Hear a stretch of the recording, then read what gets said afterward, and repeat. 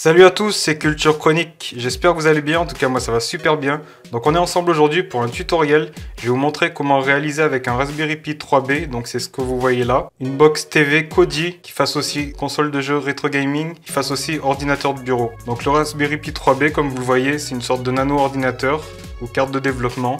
Donc il y a une prise Ethernet pour la relier à Internet, il y a 4 ports USB, il y a une prise HDMI. Il y a un port micro USB, donc ça c'est pour l'alimentation. Et là, il y a un port pour carte micro SD. Donc il faut savoir que le système d'exploitation se mettra sur la carte micro SD. Donc là, dans le tutoriel que je vais vous montrer, il suffira de copier-coller des fichiers sur la carte micro SD. Donc pour l'alimentation, il faudra une alimentation de 5 volts et d'au moins 2,5 ampères.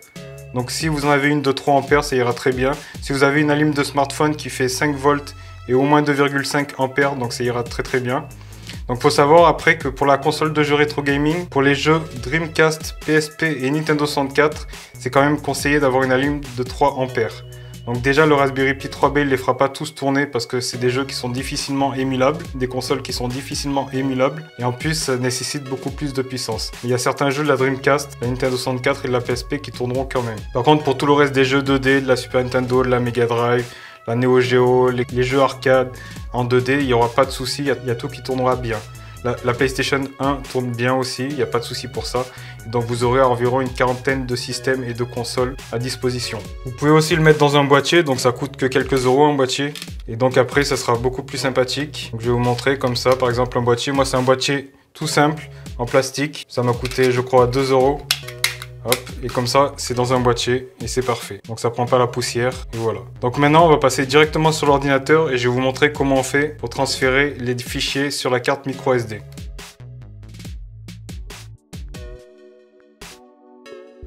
Donc me voilà sur l'ordinateur. Donc j'ai inséré ma carte micro SD à l'aide de l'adaptateur pour carte micro SD dans l'ordinateur. Donc il faut faire deux choses. Déjà télécharger un logiciel qui s'appelle SD Card Formatter. Donc ça va permettre de formater la carte SD. Donc il ne faut pas utiliser le logiciel de formatage de Windows, il faut vraiment utiliser celui-là. Parce que s'il y a une partition Linux dessus, Windows n'arrivera pas à le reconnaître, par exemple. Donc dans l'onglet télécharger sur culturechronique.fr, dans utilitaire, ici on a SD Card Formatter et on peut cliquer dessus et le télécharger. Donc ça va nous envoyer sur le lien de téléchargement. Et donc ici on descend, donc Windows. Et donc on choisit pour Windows. Donc si on est sur Windows, si on est sur Mac, on choisit pour Mac. Donc une fois qu'on l'a téléchargé, on va aller dans l'onglet télécharger, toujours Raspberry Pi. Et on va télécharger Noobs. On clique dessus et là on va choisir Download Zip. Et on va le télécharger sur son ordinateur.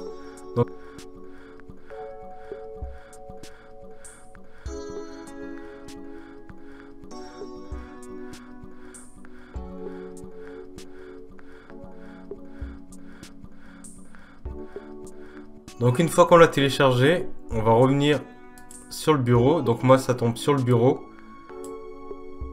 Par contre vous ça devrait aller directement dans vos téléchargements. Donc on va le décompacter, le décompresser. On va faire un clic droit et on va faire extraire les fichiers. Donc on va faire vers Noobs. Donc on va attendre, ça va prendre un peu de temps. Moi ça va être assez rapide, ça va prendre de l'ordre de 10 secondes. Donc maintenant que c'est décompressé, donc vous obtenez ce dossier. Donc je vais le mettre là juste à côté. Donc vous pouvez double-cliquer dessus. Et donc vous voyez, il y a tout ça dedans. Donc pour l'instant, on va laisser ça de côté. Et on va aller dans SD Card Formatter. Donc c'est le logiciel que je vous ai fait télécharger tout à l'heure. Donc là on voit bien ma carte micro SD. Donc il faut une carte micro SD de 32 Go. Vu qu'on va installer 3 OS différentes dessus. Donc après si vous en avez une de 64 Go, c'est bon, ça fera l'affaire. Mais 16 Go, ça sera pas assez. Donc après avec le Raspberry Pi on peut brancher des disques durs, on peut brancher des clés USB pour faire du stockage externe, ça il n'y a pas de souci. Mais pour installer les systèmes d'exploitation ça sera sur la carte micro SD comme je vous ai dit. Donc là on va cliquer sur Format. On va faire OK. OK. Et donc voilà, là ça a été formaté en FAT32. Donc maintenant que ça c'est fait, on va récupérer la carte micro SD. Donc on va aller ici, micro SD.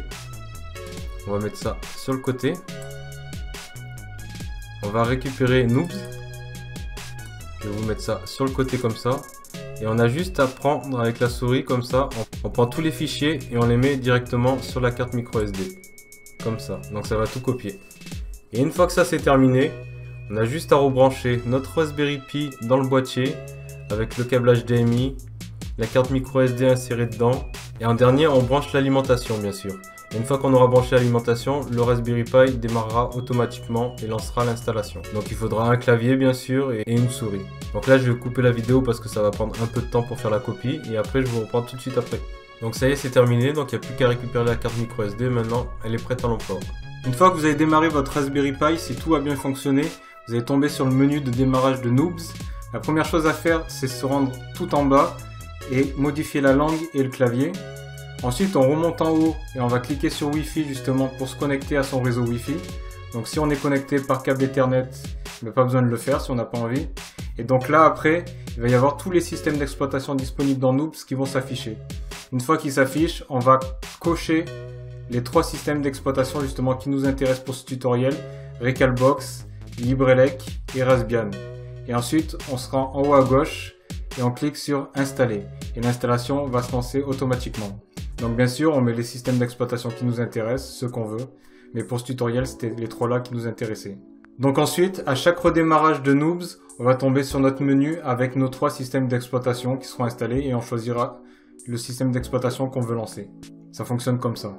Il y a un truc aussi qu'il faut savoir, c'est qu'à chaque démarrage de Noobs, si on maintient Shift appuyé, ça nous permet d'arriver sur un menu qui nous permet de désinstaller des systèmes d'exploitation et à en installer des nouveaux.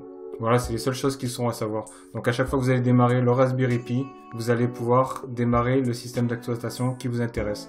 Donc Recalbox pour les jeux vidéo, Raspbian pour avoir un micro-ordinateur et LibreELEC pour que ça fasse une sorte de box TV Kodi, sachant que LibreELEC c'est vraiment Kodi en lui-même. Alors voilà, j'espère que ce petit tutoriel sur le Raspberry Pi vous aura plu. Dorénavant, j'essaierai de vous en faire un peu plus des tutoriels sur Raspberry Pi, j'en ai pas fait beaucoup. Si cette vidéo vous a plu, n'oubliez pas de vous abonner, de lâcher un petit pouce bleu, ça me fera toujours super plaisir et ça aidera ma vidéo à avoir plus de visibilité. Alors sur ce, moi je vous souhaite une bonne journée et à une prochaine pour une prochaine vidéo. Ciao ciao!